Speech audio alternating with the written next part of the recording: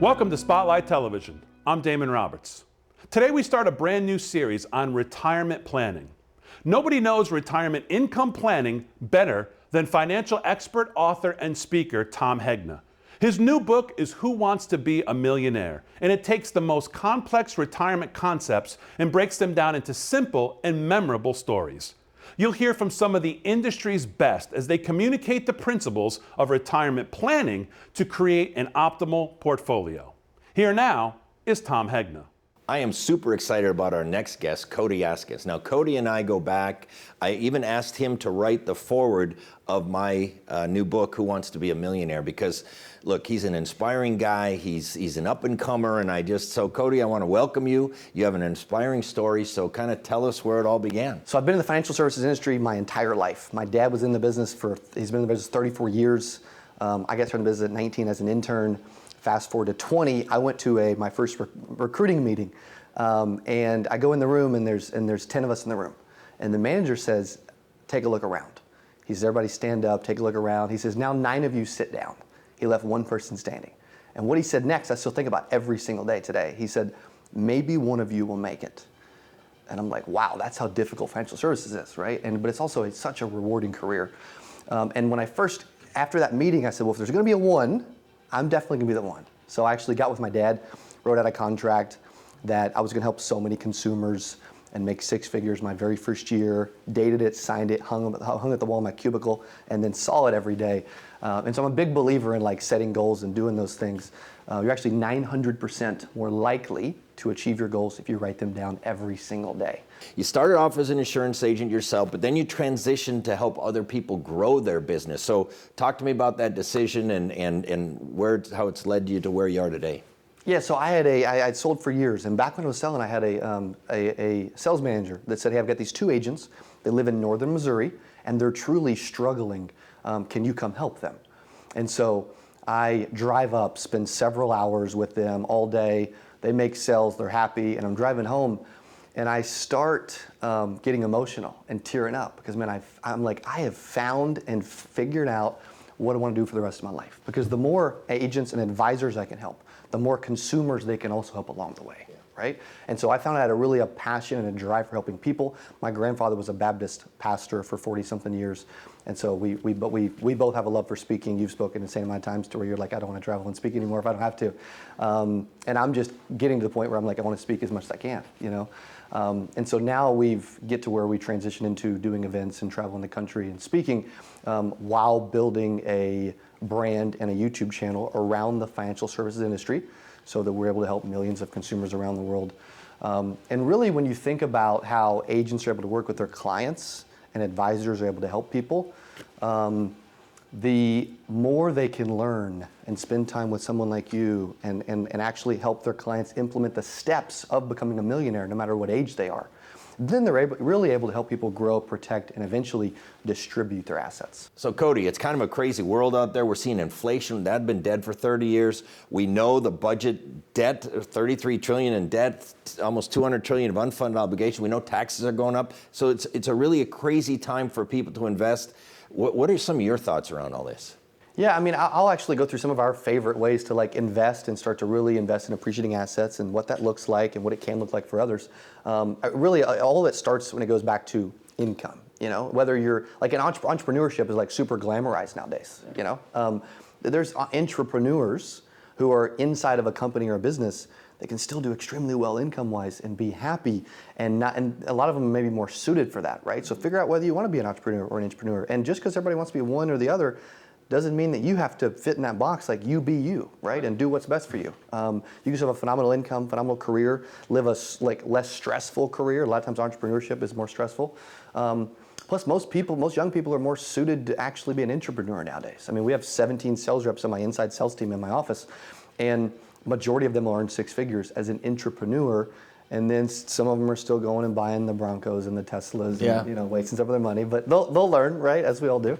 But really, it's earn income, save up cash, and invest in appreciating assets. You talked about YouTube, you talked about your social media, you're everywhere, you're on TikTok, you're on YouTube, you're on Instagram. How has that helped you with your business? Yeah, it has immensely. I first started, my first YouTube video was December 29th of 2015. And we just hit 100,000 subscribers on our YouTube channel July 20th. You can check it out at Cody Askins. And if you think about social, here's what I love about social. There's 4.6 billion people in the world on social media. 150 million new users in the last 12 months. And the average person spends, believe it or not, 2 hours and 24 minutes every single day on social media. Right? If you look at a month, if you look at a year, that's a month, over a month a year on social. If you look at 12 years, they spend a year. If the average person lives to be 84, they spent 7 years of their life scrolling social media, which is insane. And so I share that to say that like everyone is there. I mean, I was at a mastermind I was speaking at recently. We were on a rooftop bar just literally this past weekend in Nashville. And a gentleman walks up and was like, "Hey, are you Cody Askins?" And I'm like, "Yeah." I actually thought some of the guys were like pranking me or like setting me up. But he's a PNC agent out of Nebraska, watches all of our videos. That's the power of a brand. You know, like I always say, like your vibe attracts your tribe. Yeah. So most people, when it comes to social, they want to like be a different person. It's like, no, you want to be you. You want to be who you are. You're going to be authentic, real. That's what I love about you. Like you're authentic, you're real, you're always helping people. And I truly believe it's the best thing someone can do long term to really start to help them grow a business, especially young people. Yeah. So now you're the founder of the 8% Nation. Kind of explain what that is and what the company does and how you came up with that name. Yeah, so 92% of agents and advisors fail within their first 3 years. Hence, 8% succeed. So we're focused on helping really anyone, and anyone that wants help, like we do our best to help them. And I always wanted to inspire others to chase their potential, reach their dreams. I truly believe that anyone can earn 6 or even 7 figures if they have the right information, right? Which is what you share, which I love so much. And I actually had a wake up moment in my life of like realizing what I want to do and really starting to like focus on what is my career going to look like when I was actually at a conference. And so because of that, I'm like, well, if a conference was that meaningful to me and that impactful to me, I guarantee you it can impact and inspire and help so many other people along the way too. And so because of that, we're able to teach financial professionals to help their clients the best way they can, right? The importance, like the items in your book, the importance of having a plan, investing in appreciating assets, spending less than what you earn, which sounds revolutionary, but it doesn't happen nowadays. Well, nobody talks about it, and people are buying stuff that they don't need. They're putting it on a credit card. The interest rate is 24, 28%. And so just these tips, give some more tips that can help the younger people. Yeah, so if you think about it, like I started making good money 20 years old. The first thing I want to do was go blow it on a car, you know, a depreciating asset. Like I'll give you an example. We're like, I loved your book so much that like my wife and I actually had a meeting about it. Like no joke. And I'm like, okay, we may be doing okay in life, but like there's so many things that we can learn from so that we can eliminate those mistakes, right? And so if you think about it, a lot of people here's what happens. A lot of people when they start making some money, their first thought is, okay, now I need to reward myself and like show off and like, you know what I mean? All these things. It's like, no, you really don't. It's like, do you want to be the person that like is 35, 40 years old that spends every dollar you have? Or do you want to be the Tom Hegna later in life that can golf, has flexibility and freedom, retirement is set up, and isn't stressed about how he's going to go back to work somewhere, you know, at late 60s just to make ends meet and earn an income. Now, you wrote a book too, 0 to 6 Figure. It's a great book. Now, what motivated you to write it and what's in it? Yeah, so this book is all about how anyone can go from any income level, flat broke, et cetera, to earning 6 figures a year. And there are a lot of simple money sales concepts. I really believe income, as you talk about like having income and then actually using that income wisely to invest in appreciating assets versus depreciating assets, which we'll get into, is super valuable. And the reason I wrote the book too is like, it was my life. Like in my first 8 months at 20 years old, I didn't share this earlier, but in my first 8 months, I earned 117 grand selling life insurance as an advisor while I was in college and playing basketball at 20 years old, right? And so that's why I wanted to share that, because less than 3% of the global population earns 6 figures. Roughly 33% of Americans make 6 figures annually. Most don't, but they could. And I believe that if someone really wants it, it is attainable for anyone if they walk through the specific steps and if they have the right information And then they have to listen and apply the information at the same time. You host a weekly Power Players podcast. You interview some of the most important people in the financial world.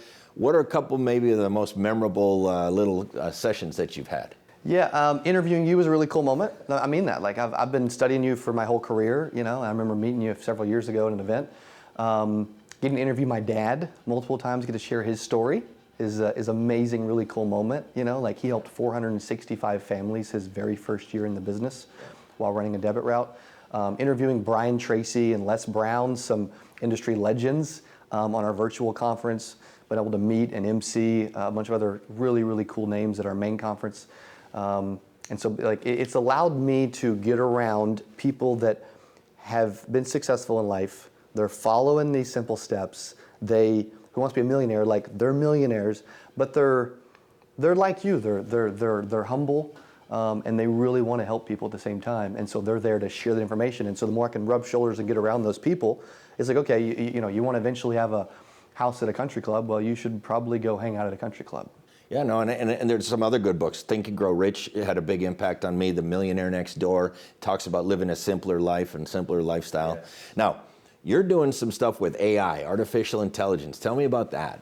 Yeah, I mean, it's a hot topic right now, you know, and I tell a lot of advisors, like, you know, AI is artificial intelligence. Some of them just need some action intelligence to go, you know, do something and put forth some activity. ChatGPT seemed to really kickstart it over these last couple of years. It's something that has absolutely revolutionized our industry.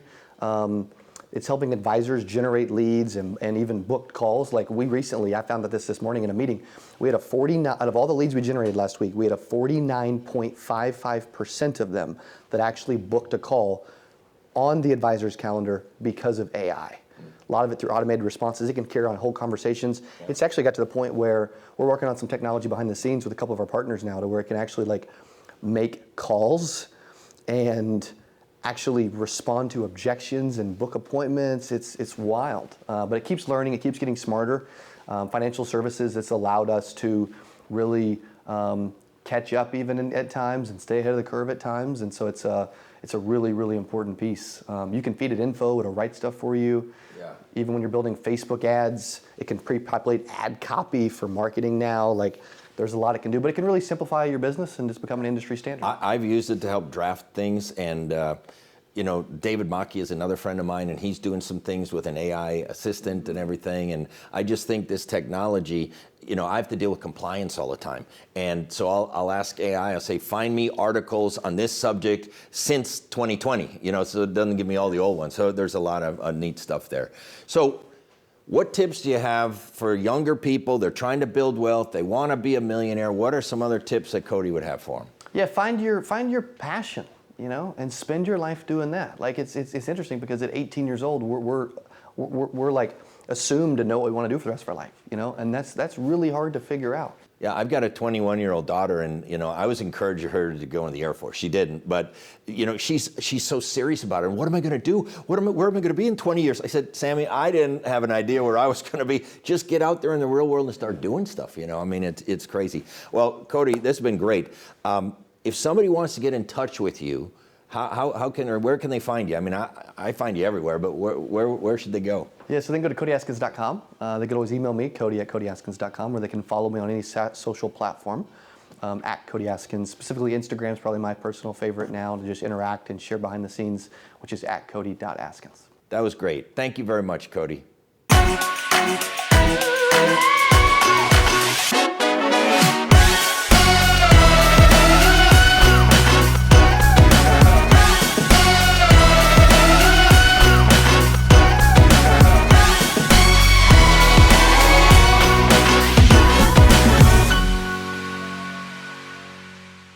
Hey, welcome everyone. We've got Erik Sussman today. I've known him for years. I've admired his work. So Erik, welcome. Thank you, I appreciate that. Tell us about the Institute of Financial Wellness. That's what you're working on now. Tell me a little bit about it. Absolutely. So the Institute of Financial Wellness, what we do is we provide really valuable financial education, resources, and solutions to help people live their best life. And what we really do is help them get there, wherever there is for them.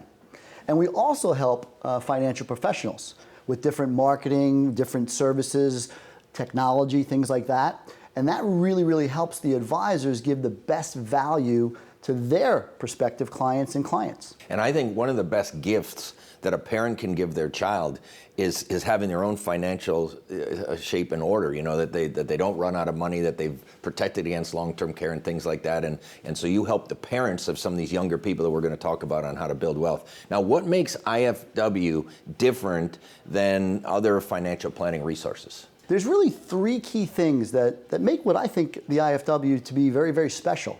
And first and foremost, we're completely agnostic. We're unbiased, and we're really education-based, and we like to think we keep things really, really simple for people. And there's a lot of agendas that are out there. There's misinformation and bias out there. And since the IFW is not a financial services company per se, we don't really directly sell any products. Our only agenda is to give people the facts they need to make smart financial choices. And our philosophy is that when it comes to financial decisions, we don't want to ever say, we never say never, we never say always, it depends, right? The other thing that makes us really, really special and really, really different at the IFW is that we have this patent pending technology report that I mentioned before. And what it does is it guides people through their retirement journey.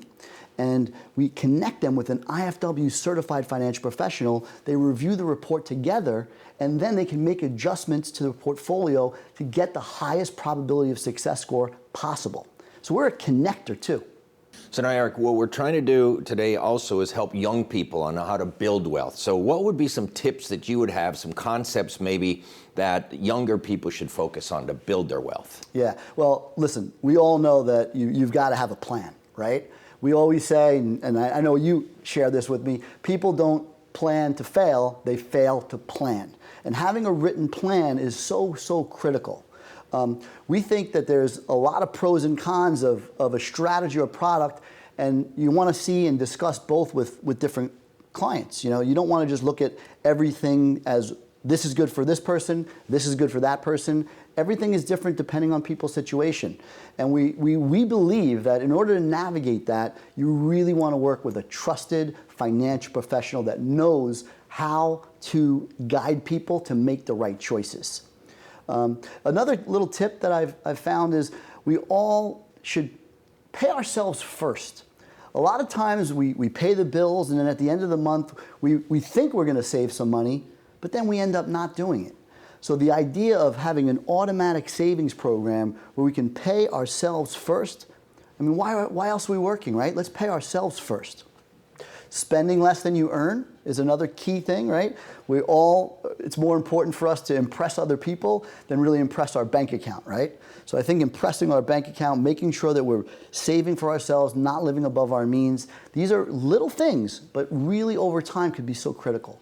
Erik, I remember when I was an advisor and I'd drive out to somebody's house to talk to them about their financial situation, and I'd see 2 cars, a pickup, a jet ski, and maybe an RV. They had a satellite dish on the roof, but when I went in there, they didn't have any money available to save. And I said, no, the problem is you're at the end of the line. And my job was to move them to the front line and pay themselves first. They're paying the insurance company, they're paying this company, that company, the other company. Got to pay themselves first. So I think that's critical, that people pay themselves first. Now, Erik, taxes are a big obstacle. And we know, with our country being $33 trillion in debt, climbing at $4 billion every single morning, almost $200 trillion of unfunded obligations for Social Security, Medicare, Medicaid, government pensions, military pensions, taxes are going to have to go up. So what are your recommendations around, potentially a significant rising tax rate environment in the future? What advice do you give people? Well, this is we're really clear on this.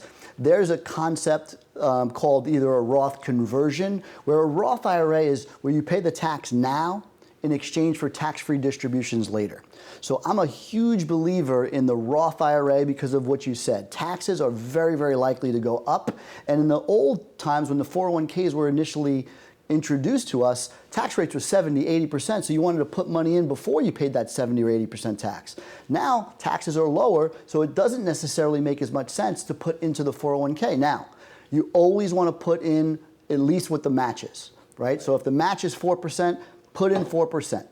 But if not, there's alternatives like Roth IRAs, Roth 401ks. These are instruments where you pay the tax now in exchange for tax-free distributions later. Cash value life insurance, structured properly, can be a very, very attractive financial vehicle because it works similar to a Roth IRA. You get a death benefit, but it also increases cash savings, tax deferred, and you can access it favorably, tax-free or preferred later on down the road. So Erik, that's a great point. You know, I was playing golf. I'm a golfer, and I was playing golf a few weeks ago with a guy, and he said, "Tom, I got $1 million in my 401k." And I said, "Wow, that's great." I said, "How much of that is yours?"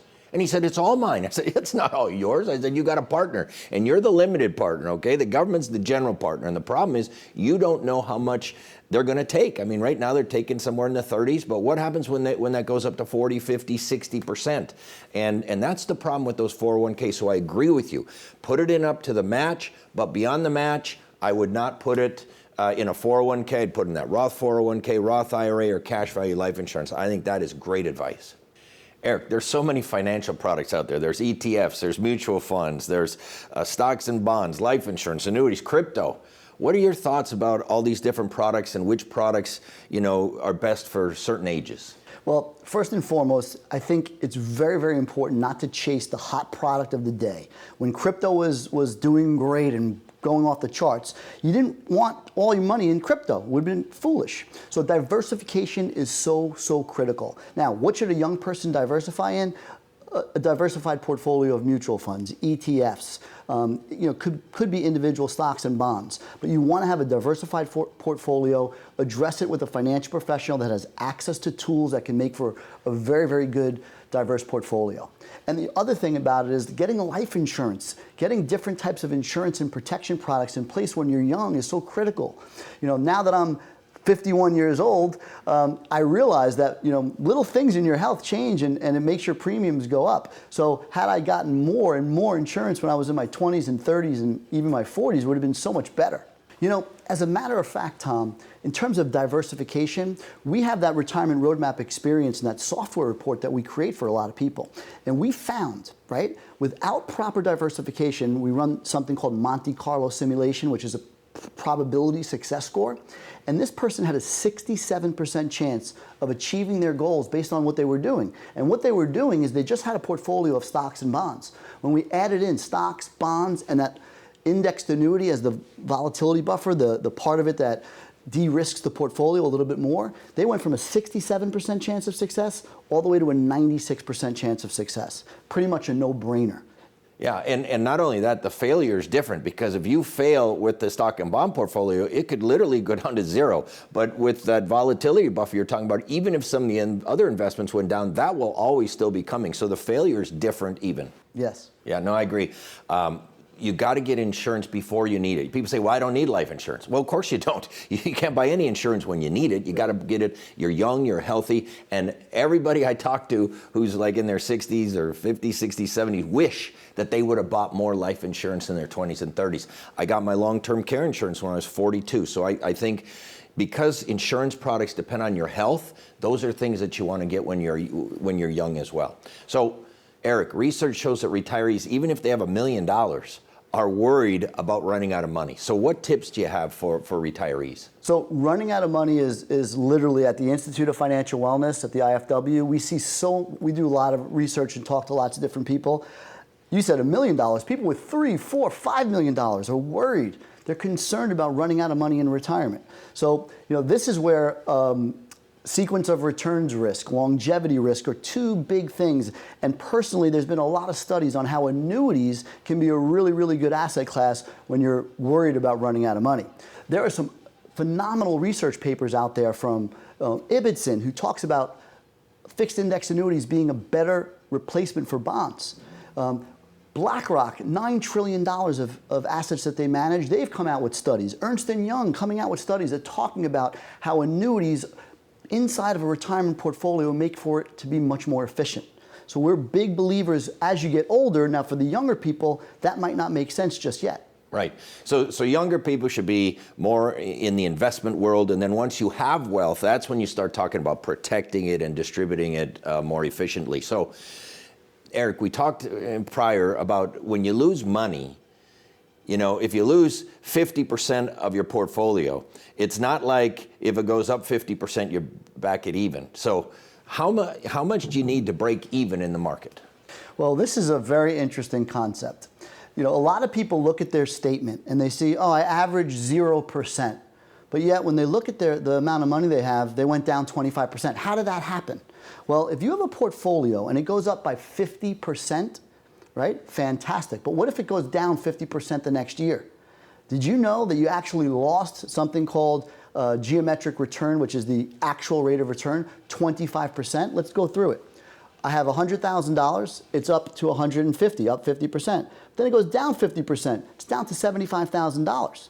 So another way of saying that, as you asked, is if I lose 50% the first year, I've got to make 100% to get back to even. So that those volatile markets are very, very concerning, which is why that concept of diversification is so critical. Yeah, no, it's true. And again, the younger people have the time on their side so they can weather the ups and downs. The older people don't necessarily have the time on their side, and so that's where that sequence of returns risk comes in. So, Erik, if somebody wanted to find out more about you, how can they find you? So, you know, first of all, you can go to our website at www.the-ifw.com. You can learn so much at our website, and one of the things that you might want to be able to do is sign up for a Retirement Roadmap Experience webinar where you can learn and we can connect you with a financial professional as well. Yeah, no, that's awesome. Thank you very much for joining us today, Erik. Absolutely.